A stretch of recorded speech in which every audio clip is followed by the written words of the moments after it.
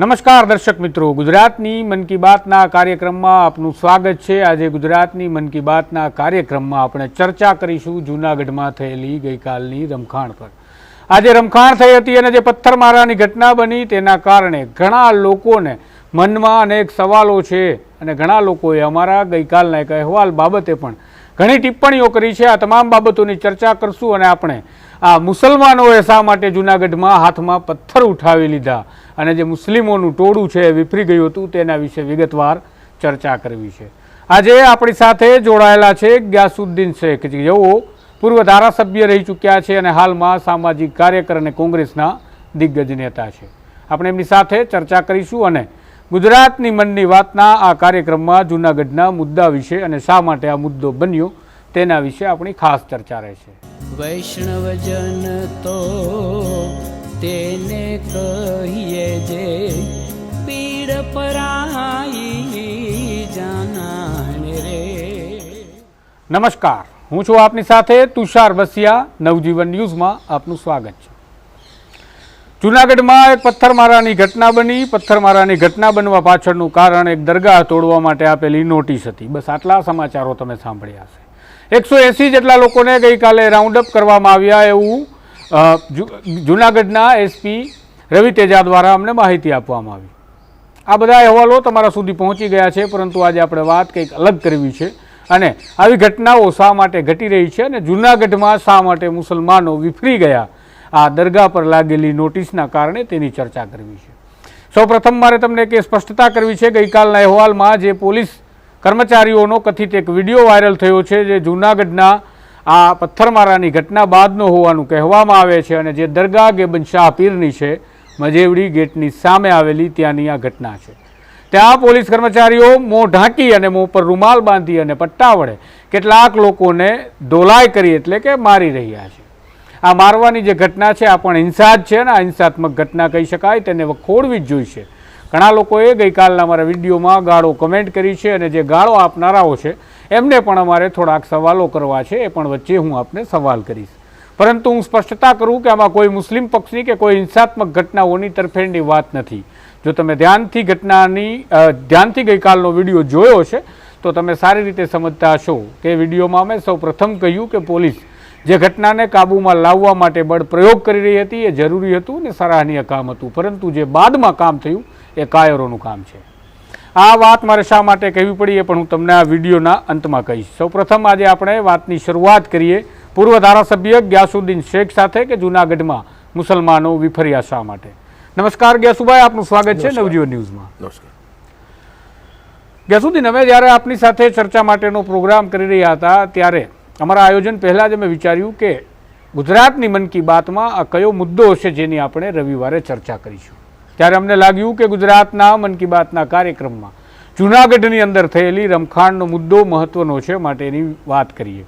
પરંતુ એના વિશે વાત કરવા માટે અમે આપને સિલેક્ટ કર્યા, કારણ કે મુસલમાનોમાં અમને બહુ ઓછા લોકો નથી મળતા કે જેઓ વોકલ છે, એટલે કે બોલી શકે છે, અને જે બોલી પણ રહ્યા છે એ પણ ક્યાંક ને ક્યાંક દબાઈ રહ્યા છે। આ તમને પણ ખબર છે ને મને પણ ખબર છે। ધર્મમાં આપણે ક્યાંય પણ નથી પડતા, છતાં પણ મારે તમને કહેવું પડશે કે આ હિન્દુ અને મુસ્લિમોના જે રમખાણોની વાતો આવી અને હવેની જે સ્થિતિ આ રાજકીય એજન્ડાઓના લીધે નિર્માણ થઈ છે તે જૂનાગઢમાં પહોંચી છે। આપણે તાજેતરમાં જ બરોડામાં જોઈ હતી, હવે જૂનાગઢમાં જોઈ છે અને ત્યાંથી થોડે દૂર જ ઉના છે અને ઉનામાં પણ જે પ્રકારના રામનવમી પર ભાષણો દેવાયા એના વિશે પણ અમે બોલ્યા છીએ, જેથી ઘણા લોકોને એ પણ માઠું લાગ્યું હતું। સૌપ્રથમ મને એ કહો કે મુસલમાનોએ જે આ જૂનાગઢની અંદર બનેલી ઘટનામાં પથ્થરમારો કર્યો છે ને તમે મુસલમાન માનશો કે કેમ? કારણ કે ઇસ્લામ આવું નથી શીખવતું, ત્યાં સુધી મને ઇસ્લામનું જ્ઞાન છે। બિલકુલ, નવજીવન સમાચાર દ્વારા જે આ કાર્યક્રમ રાખ્યો છે મન કી બાત, બહુ આજનો પ્રાસંગિક જેને કહેવાય કે અનુરૂપ આ જે વિષય છે। અને આપને કહું કે સૌથી પહેલાં તો કે જે લોકો હિંસા કરતા હોય, હાથમાં પથ્થર લેતા હોય, એ ધર્મ વિરુદ્ધનું કૃત્ય છે। ધર્મ પણ, મુસ્લિમ ધર્મ પણ કહે છે કે તમારે દરેક બાબતની જ્યારે વાત હોય સંયમથી, શાંતિથી, અમનથી એ બાબતનું હિકમત દ્વારા એનું તમારે નિરાકરણ લાવવું જોઈએ। આ ઘટના જે બની એ બહુ દુઃખદ છે કે 4 પોલીસ કર્મચારીઓને વાગ્યું, એક વ્યક્તિ ત્યાંથી પસાર થતી હતી અત્યારે તો પીએમ રિપોર્ટ આવે ત્યારે ખબર પડશે, પણ અત્યારે પ્રાથમિક અહેવાલ મુજબ એના પરિવાર પણ કહે છે કે જે વ્યક્તિ મૃત્યુ પામી કે એનું મૃત્યુ હાર્ટ એટેકથી થયું છે.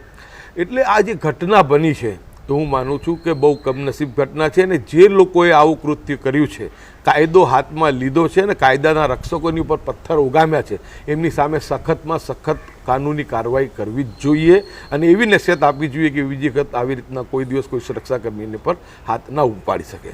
પરંતુ હું આપને સાથે સાથે કહેવા માગું છું કે સમગ્ર ગુજરાત શાંત અને સલામત ગુજરાત ઘણા વર્ષોથી આપણે જોઈ રહ્યા છીએ કે કોઈ અપ્રિય ઘટનાઓ બનતી નથી.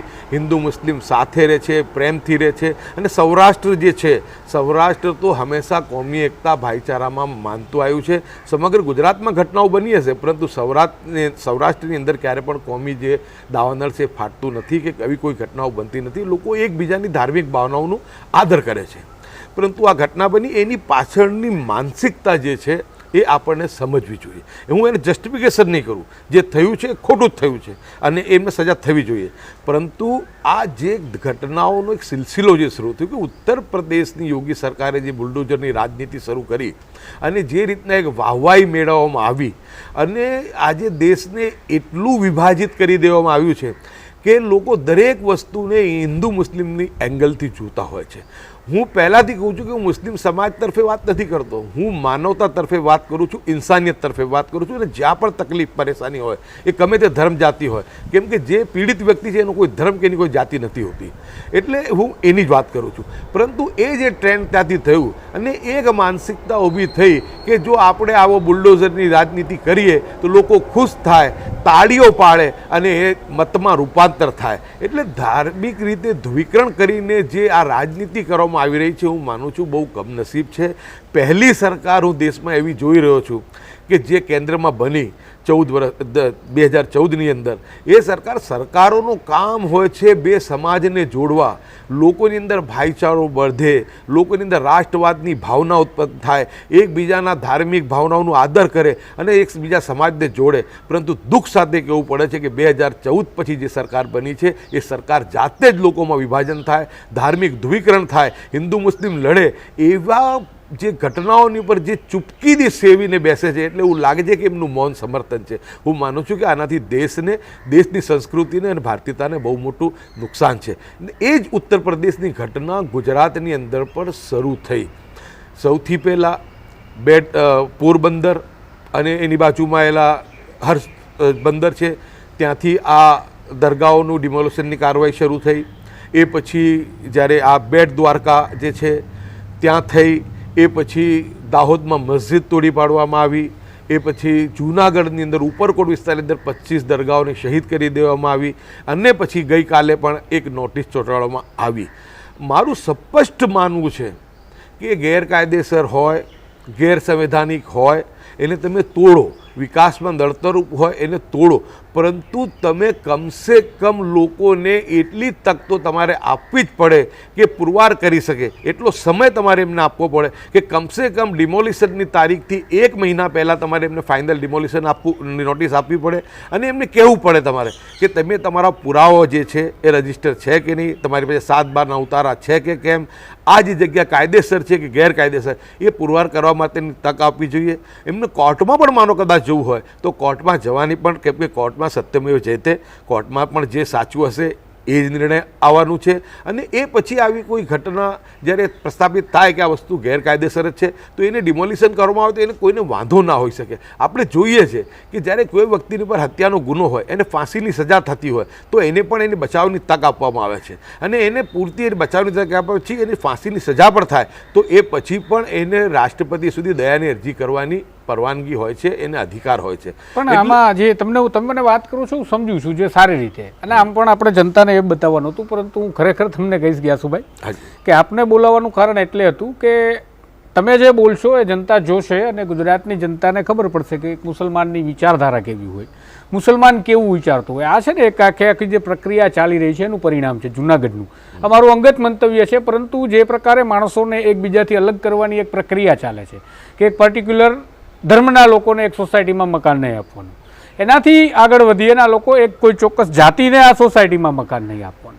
આ એનો જ હિસ્સો છે. આજે માની લઈએ કે હિન્દુ મુસ્લિમોની જે વાત ચાલી રહી છે તો એક આખો જે સિલસિલો જે તમે કહ્યું એમ શરૂ થયો છે એ પોલિટિકલ એજન્ડાનો ભાગ છે. જૂનાગઢની જો વાત કરું, મેં પણ થોડું જૂનાગઢની અંદર આ ઘટના કઈ રીતે બનવાની શરૂઆત થઈ એ વિશે મેં હિન્દુ મુસ્લિમ ઘણા લોકો સાથે વાત કરીને માહિતી મેળવી.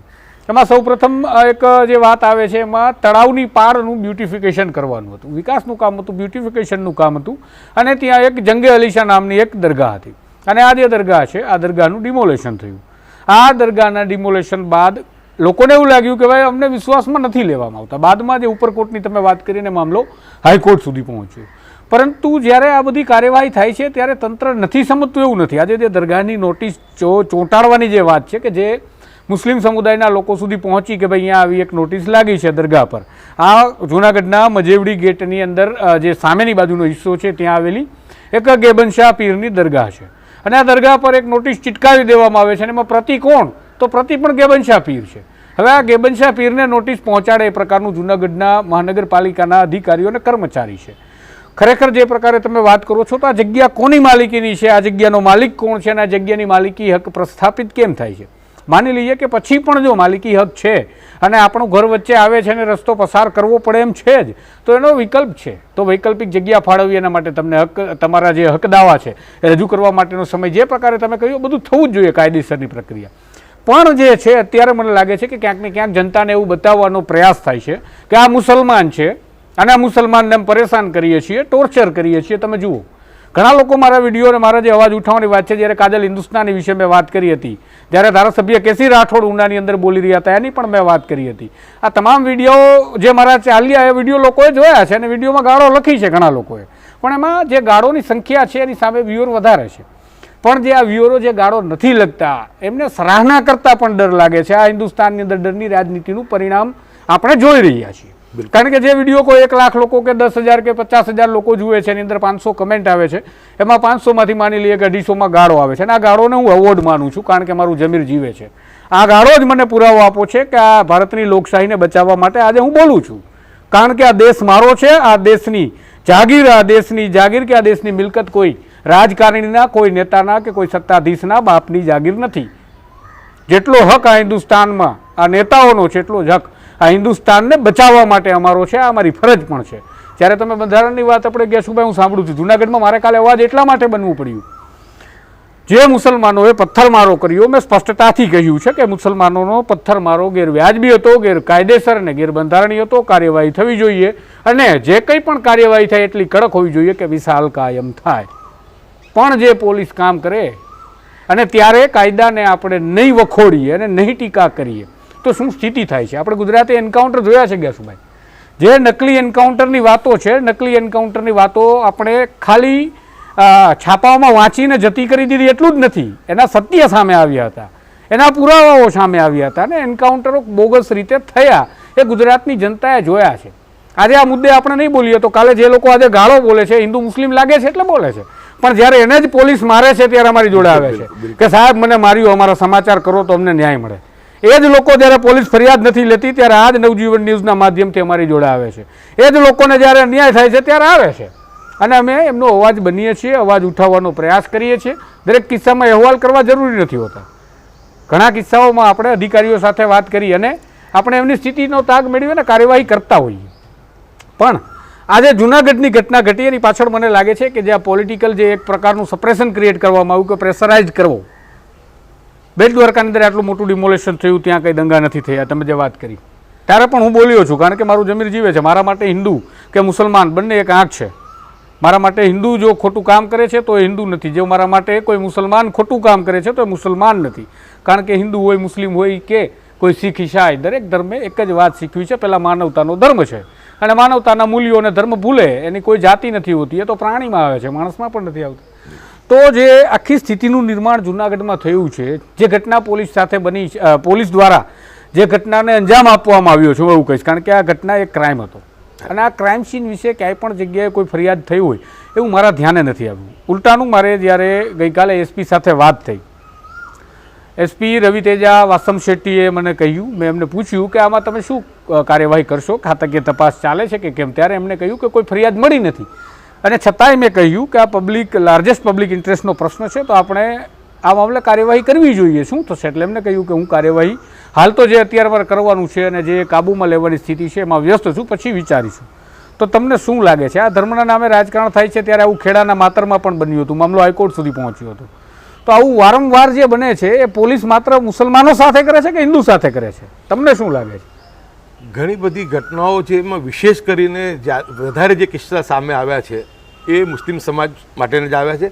અન્યાય તો દરેક ધર્મ જાતિના લોકો જોડે થઈ રહ્યો છે. લોકો બોલતા નથી. આપણે જે વાત કરી કે ન્યાયની વાત કરે, ઇન્સાનિયતની વાત કરી, રીતના નવજીવન ન્યૂઝ જે રીતના આ મુદ્દાઓને ઉજાગર કરે છે એનું કારણ છે કે એ દેશની દેશદાત છે તમારામાં. તમે એવું માનો છો કે દેશની અંદર અમન શાંતિ ભાઈચારો રહે, દેશમાં સલામતી રહે, એટલે તમે બી જુઓ છો તમને કેટલી ગાળો પડે છે. અમે જ્યારે ન્યાયની અમે વાત કરીએ તો અમારે પણ એવું જ થાય છે કે અમને પણ ટ્રોલ કરવામાં આવે છે. એટલે એક જે વોટ્સએપ યુનિવર્સિટી જે શરૂ કરી છે આ જે કોમ્યુનલ એજન્ડા લઈને ચાર વર્તમાન સરકારે, એનું આ પરિણામ છે કે લોકોના દિમાગમાં જે વિભાજન એક કરી રાખ્યું, દરેક વસ્તુને હિન્દુ મુસ્લિમના એંગલથી જોવામાં આવે છે. આપને વાત કહું કે ત્યાં જે ઘટના બની, પોલીસે જે પછીથી જે કૃત્ય કર્યું કે લોકોને દરગાહની સામે ઊભા રાખીને પટેથી મોઢે રૂમાલ બાંધીને એમને જે માર્યા છે, બરાબર છે. હવે જ્યારે આ વસ્તુની ફરિયાદ આવી લોકો મારી સમક્ષમાં, એમાં ભારતીય જનતા પાર્ટીના એમના જે કોર્પોરેટર છે એનું મકાન પણ તોડી નાખવામાં આવ્યું છે. એ કોર્પોરેટરનો પણ મને ફોન આવ્યો કે સાહેબ લઘુમતી સમાજમાંથી છે કે ભાઈ મારી સાથે આવું ઘટના બની છે. મેં કીધું તમે તો દરેકની વાત કરીએ છીએ, માનવતાની વાત કરીએ, તમારી પણ વાત કરીશું, પરંતુ બહુ દુઃખદ સાથે કહેવું પડે છે કે અત્યારે પોલીસ ગઈકાલ રાતથી જૂનાગઢના આગેવાનોને બોલાવીને ધમકાવી રહી છે કે પોલીસની સામે ફરિયાદ કરશો તો જોવા જેવી થશે. હવે લોકો એટલા ગભરાઈ ગયા છે કે કોઈ ફરિયાદ આપવા જવા પણ ત્યાં તૈયાર થતું નથી, કે જે વિક્ટિમ છે, જેમને ત્યાં ઘટનાઓ બની છે. એટલે હું માનું છું કે આ લોકશાહીની હત્યા છે કે તમે એક તરફ આવું કૃત્ય થાય એટલે બીજી તરફ આવી ધમકી થાય. જ્યારે બોટાદની અંદર એક રેકડીવાળા વ્યક્તિને સંજોગે મુસ્લિમ હતો, એને પોલીસ દ્વારા મારવામાં આવી. એ બાબતની લડત અમે વિકાસ સાહેબ સુધી, હરસંઘવી સુધી સાહેબ લઈ ગયા.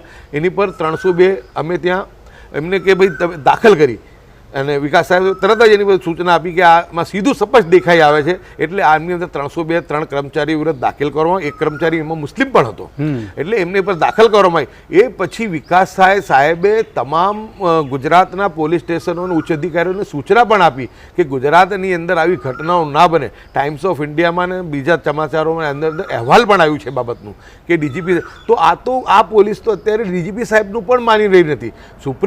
સુપ્રીમ કોર્ટ આવું કહેતી હોય કે ભડકાઉ ભાષણ અપાતા હોય તો સુઓ મોટો પોલીસે ફરિયાદ દાખલ કરવી જોઈએ, પરંતુ સરેઆમ ભંગ થાય છે, કોઈ ફરિયાદ દાખલ કરવામાં નથી થતી. આ સુપ્રીમ કોર્ટના આદેશ પછી પણ આવું થતું હોય અને ડીજીપી સાહેબ પોતે આવી સૂચના, અત્યારની જ ઘટના છે બોટાદની, અને એ પછી પણ આવું થતું તો હું માનું છું કે બહુ જ અમાન્ય છે.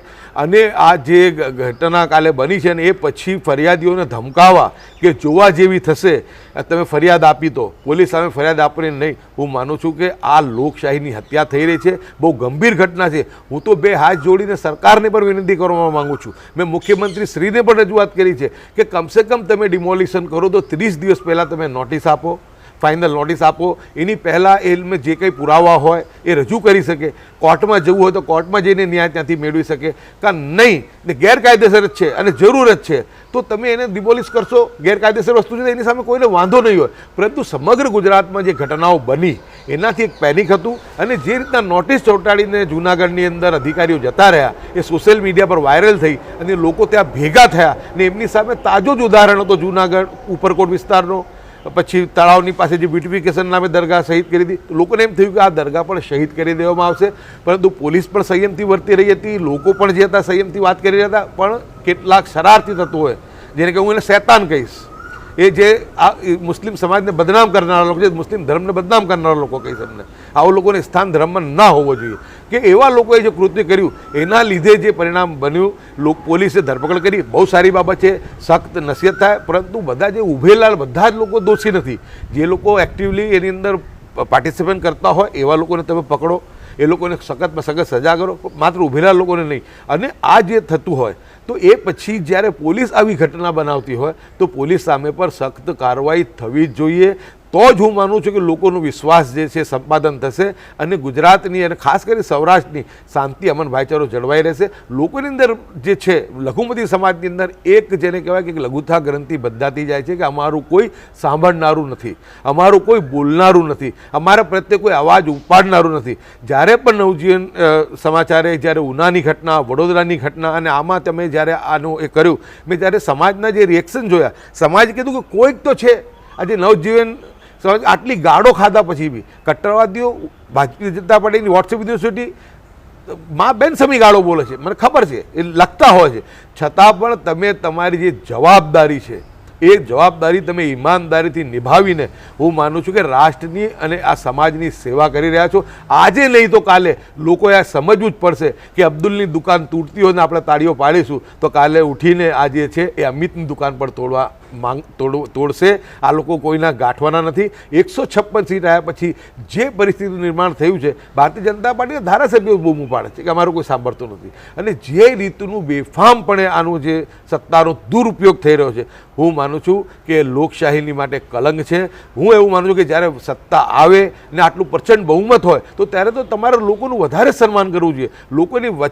લોકોના જે વિચારો છે એને સમજવા જોઈએ અને સમજીને આ કામ કરવું જોઈએ. મારી તો આપના માધ્યમથી પણ સરકારને પણ, મુખ્યમંત્રી શ્રી હોય, હર્ષ સંઘવી સાહેબ હોય કે ડીજીપી વિકાસ સાહેબ હોય, હું તમામને બે હાથ જોડીને નમ્ર વિનંતી કરું છું કે આ જાતે આપણે પીડા ઊભી ના કરીએ, પૂરતો સમય આપણે આપીએ. જે એમના કાનૂની સંવૈધાનિક જે અધિકાર છે, અન્યાયની સામે અવાજ મૂકવા માટેનો હોય કે ન્યાય મેળવવા માટેનો, એમને પૂરતી તક આપીએ અને બે સમાજને વિશ્વાસમાં લઈ આટલી અતિ સંવેદનશીલ બાબત હોય, ધાર્મિક ભાવના સાથે જોડાયેલું હોય, ખબર છે લોકોને, આઈબીને ખબર નથી કે લોકોની અંદર આક્રોશ છે, ગુસ્સો છે, એવા સમયની અંદર નોટિસ ચોંટાડીને ભાગી જવું, આ હું માનું છું કે આ જેણે બી આ નોટિસ ચોંટાડી છે નગરપાલિકાના અધિકારી, એણે બહુ ગેરજવાબદારીપૂર્વકનું કૃત્ય કર્યું છે. એમની સમજ હોત, એમને જો હોત એ ખરેખર આ કામગીરી કરવા માંગતા હોત અને સરકારનો એજન્ડા ના હોત તો એમને આગેવાનોને બોલાવવાના હતા, એમની સાથે ચર્ચા વિચારણા કરવાની હતી, નોટિસ આપવાની હતી, એમને પૂરતી તક આપી અને પછી એમને સમજાવવાના હતા કે આવી રીતે આ વસ્તુ છે અને સમજાવટથી કોઈ પણ ક્રિયા થઈ હોય તો હું માનું છું કે આવી ઘટના ના બની હોત. મારા 4 પોલીસ કર્મીઓને ત્યાં વાગ્યું ના હોત, એક વ્યક્તિનું ત્યાંથી નીકળતા આઘાતથી મૃત્યુ એ ના થયું હોત અને આજે જે હજારો લોકો જે છે ત્યાં જે હાલાકી ભોગવી રહ્યા છે એ ભોગવી ના હોત. અને હું માનું છું કે સરકારે ફરીથી વિશ્વાસ સંપાદન કરવું જોઈએ અને લોકોની અંદર જે છે વૈમનસ્ય ઓછું થાય, લોકોની અંદર ભાઈચારો વધે, લોકોની અંદર શાંતિ સલામતીથી લોકો જીવે. બે વસ્તુ કેમ કે જેની વ્યક્તિ ગુજરે છે કે જે વ્યક્તિ મૃત્યુ પામે છે દંગાઓમાં, તોફાનમાં, એને ખબર પડે છે કે એમની ઈદ શું, એમની દિવાળી શું, એમના બાળકો જે અનાથ થાય છે, બહેનો વિધવા થાય છે, એમની પરિસ્થિતિ આખું જીવન એમનું તબાહ થઈ જાય છે, બરબાદ થઈ જાય છે. હું માનું છું કે લાશોની ઉપર આ બધી વસ્તુ ના હોય. સંવેદના તો અમારા અંદર હોવી જ જોઈએ. સૌથી પહેલાં માનવતા, સૌથી પહેલાં ઇન્સાનિયત. આપણો એક જ ધ્યેય સરકારનો ધ્યેય હોવો જોઈએ, એક જ લક્ષ્ય હોવો જોઈએ કે એક પણ નિર્દોષ વ્યક્તિનો જીવ ના જાય, એક પણ નિર્દોષ વ્યક્તિ જેલમાં ના જાય અને કોઈ જે છે ખોટી રીતે કોઈ આકસ્મિક રીતે કોઈક જગ્યાએ ઘટના બની ગઈ તો સમજી શકાય, પરંતુ આ તો તંત્ર ઉશ્કેરી રહ્યું છે, તંત્ર નોટિસ ચોંટાડીને ભાગી રહ્યું છે. અને આ રીતના જે ડિમોલિશનની જે રાજનીતિ છે એ રીતના ના થાય. તમે કરો જ્યાં જરૂરી છે ત્યાં કરો, પરંતુ એક પ્રક્રિયા રૂલ ઓફ લો છે, એને અનુસરો. તમે પૂરતી તક આપો અને પૂરતી તક આપ્યા પછી તમને લાગે કે આ ખોટું છે તો એને ડિમોલિશ કરો. એને બચાવવાની કે કોઈ સ્થાન નથી. અમારે તો આ ડિમોલિશન કરી આ મિલકતો બચાવવાનું નથી, અમારે તો આ સંવિધાન બચાવવાની વાત છે, ન્યાય અને દેશની સદભાવનાની બચાવવાની વાત છે. અને નવજીવન એક્સપ્રેસનો ખૂબ હું મારા અંતકરણથી હું એમનો આભાર માનું છું કે આવા સમયની અંદર કે જ્યારે કોઈ પણ મીડિયા જગતને પણ એટલા દબાવી દેવામાં આવ્યા છે, મીડિયા જગતની અંદર પણ જે રીતના એ લોકો એમનો એજન્ડા બેસાડી દીધો છે, તમે ટીવી ચેનલ ખોલો એટલે હિન્દુ, મુસ્લિમ, ભારત, પાકિસ્તાન એ સિવાય કોઈ વાત જ નથી અને લોકોની અંદર દ્વેષ વધે છે. પરંતુ એવા સમયમાં નવજીવન એક્સપ્રેસ લોકોની ગાળો ખાવ્યા પછી પણ સાચી વાત મૂકે છે તો હું માનું છું કે બહુ મોટી દેશ સેવા છે. આજે નહીં તો લોકો કાલે પણ આ વસ્તુને સમજશે અને લોકો કહેશે કે જ્યારે આ દેશનો સંવિધાન ખતરામાં હતો એ વખતે નિર્ભય રીતે કોઈ અવાજ ઉપાડતું હતું તો એ જે નવજીવન સમાચાર ઉપાડતું હતું. તમે ગ્યાસુભાઈ જે વાત કરો છો એ પ્રકારે કે અમે જવાબદારી નિભાવવા માટે જે કંઈ સાંભળીએ છીએ એનો અમને કોઈ પેલો અફસોસ નથી કે અમને કંઈ ફરક પણ નથી પડતો. પણ અમે એક વખત એવું પણ હમણાં તાજેતરમાં ઘણા લોકોને એવું લાગતું હોય છે કે આ વધારે પડતી મુસ્લિમોની તરફેણ કરે છે અથવા તો હિન્દુઓ વિરોધના વિડીયો છે, કારણ કે બાબા સ્વામીઓ વિરુદ્ધમાં બોલવું અને જે લોકો આ પ્રકારે અંધશ્રદ્ધા ફેલાવતા હોય એવા બધા વિડીયોઝ આવતા હોય છે, જેનાથી એવું લાગે. પણ અમે હમણાં તાજેતરમાં જ એક વિડીયો બનાવ્યો હતો, જેમાં એક કથિત વિડીયો હતો જુહાપુરાનો, જેમાં એક મુસ્લિમ સમુદાયની દીકરી કોઈ હિન્દુ મિત્ર સાથે હતી અને એના કારણે જે જૂનો વિડીયો હતો, છતાં પણ અમારે કરવું એટલા માટે પડ્યો હતો કે મને એવું લાગ્યું કે શું મુસલમાનની દીકરી હિન્દુને પ્રેમ કરે એ ગુનો છે? શું હિન્દુની દીકરી મુસલમાનને પ્રેમ કરે એ ગુનો છે? આ લવ જેહાદનું નામ હિન્દુઓએ આપ્યું, એ જ રીતે મુસલમાનો પણ હિસાબ રાખે છે કે આપણે આટલી ગઈ દીકરીઓ, આપણે આટલી દીકરીઓ ગઈ. આ જે સ્વતંત્રતાની ને આઝાદીની તમે અપેક્ષા રાખો છો એ તમારા બાળકોને નથી આપતા, તો તમે અપેક્ષા ક્યાંથી રાખી શકો? જે અધિકારોની વાત કરો છો સ્વતંત્રતાની અને બંધારણની, એ તમારા ઘરમાં પણ તમે એપ્લાય નથી કરતા અને પછી તમે અહીંયા કમેન્ટ બોક્સમાં આવી અને ગાળાગાળી કરો, આ તો તમારું કામ છે. એટલે આ બધું તો હું જાણું છું, પણ ફરીથી હું વાત આવું કે શું હેડ સ્પીચની તમે વાત કરી, કે આ વાત પણ સાચી છે કે સુપ્રીમ કોર્ટે પણ જે છે સુપ્રીમ કોર્ટે એટલી આકરી ટિપ્પણીઓ કરી કે સ્ટેટ આ શું કરી રહ્યું છે, આ તમારે ખરેખર સુઓ મોટો લઈને કાર્યવાહી કરવાની છે, છતાં નથી કરતા. તો શું મુસલમાનોમાં પણ હેડ સ્પીચ નથી આપતા? હેડ સ્પીચ મુસલમાનોમાં પણ આપતા હોય તો એ ના આપવી જોઈએ. હું એનો સખત વિરોધ છું કે વાત તમે એવી કરો કે જેનાથી પ્રેમ વધે, ભાઈચારો વધે. તમે તમારા ધાર્મિક જે આસ્થાઓ છે એ તમારે પર્સનલ અંગત બાબત છે, એને તમે તમારા સુધી એને સીમિત રાખો. પરંતુ જ્યારે જાહેર જીવનની વાત હોય, સમાજકારણની વાત હોય, એવા સમયની અંદર તમારા મોઢેથી નીકળનારો એક પણ શબ્દ જે છે એ ગેરસંવૈધાનિક ના હોવો જોઈએ. તમારા મોઢેથી એવી કોઈ વાત ના થવી જોઈએ. હું પહેલાંથી એક વસ્તુનો પક્ષધર રહ્યો છું કે એકબીજાના ધાર્મિક જે ભાવનાઓ છે, જે આસ્થાઓ છે, એનું આદર થવું જોઈએ. પોતાને પોતાની ભાવના, પોતાનો ધાર્મિક અધિકાર, પોતાને ધાર્મિક જે પૂજા પદ્ધતિ એને મુબારક, પરંતુ એક ભારતીય તરીકે, એક ભારતીય નાગરિક તરીકે જ્યારે તમે જીવો છો તો તેવા સમયની અંદર આવી કોઈ પણ ઘટના જો કોઈ મુસ્લિમ બી કરતો હોય તો એને સખત શબ્દોમાં વખોડું છું. હું એવું માનું છું કે મુસ્લિમોનો દોસ્ત નથી, મુસ્લિમનો દુશ્મન છે. જે એવી વાત કરે કે જે બે સમાજની અંદર અન્યાય, બે સમાજની અંદર દ્વેષ વધે, તો હું એને માણસ નહીં પરંતુ શૈતાન ગણું છું. જિજ્ઞાસુભાઈ, આશા રાખીએ કે મુસલમાનોમાં પણ આવા ગ્યાસુદ્દીન પાકે અને હજી પણ વધારે સંખ્યામાં પાકે અને હિન્દુઓમાં પણ આવા બોલનારા વ્યક્તિઓ આવે સામે. કારણ કે આજે હિન્દુ મુસ્લિમનું જે ધ્રુવીકરણ કરવામાં, રાજકારણ કરી વિભાજન કરવાનું જે કામ ચાલે છે, કારણ કે રાજકારણીઓને મતની જરૂર છે, તમે સમજો છો, આ તમને પણ ખબર છે, દર્શકોને નથી ખબર પડતી એવું હું જાણું છું કે એમને બધી ખબર પડે છે, એવું કંઈ છે જ નહીં કે એમને નથી ખબર પડતી, પરંતુ આ એમને રાચવા લાગ્યું છે, એમને ગમવા લાગ્યું છે. આજે હિંસાના ડોઝ તમને આપવામાં આવે છે, આ હિંસાના ડોઝ ક્યારે તમારા બાળકોને જેલમાં ધકેલશે? આમાં તમે ક્યારેય નહીં સાંભળ્યું હોય કે જે આ હિન્દુવાદી નેતા કે મુસ્લિમવાદી નેતા બનીને ફરે છે, એમના બાળકો કોઈ આ સેનાના અધ્યક્ષ હોય અને એમના બાળકો તલવાર કે હથિયારો જે લેવાનું આ બાબાઓ અને જે મૌલાનાઓ કહે છે એ લઈને ફરતા હોય. ક્યાંય નથી ફરતા. આ બસ તમારા બાળકોને હથિયાર થમાવવાનો ધંધો છે અને તમારા બાળકોને જેલ ભેગા કરવા માટેનું કાવતરું છે. તમારો બાળક જો હથિયારો બને તમે ઈચ્છતા હોય તો હિન્દુ મુસ્લિમ અને ધર્મના રાજકારણમાં પડ્યા રહેજો, રચ્યા પચ્યા રહેજો. જ્યારે આ હિન્દુસ્તાનનો હિસાબ થશે અને ફરીથી નવું હિન્દુસ્તાન બનશે ત્યારે તમારી આવનારી પેઢી એટલે કે તમારા બાળકો તમને સવાલ કરશે કે મારો બાપ આ હત્યાનો ભાગીદાર હતો, મારો દાદો આ હત્યાનો ભાગીદાર હતો, શું મારા પરિવારે મને આ સંસ્કાર આપ્યા કે દેશનો વિનાશ કેવી રીતે કરવો અને એમાં તેઓ ભાગીદાર હતા? અનેક સવાલોના જવાબ તમારી પેઢી જ તમારી પાસેથી માંગવાની છે.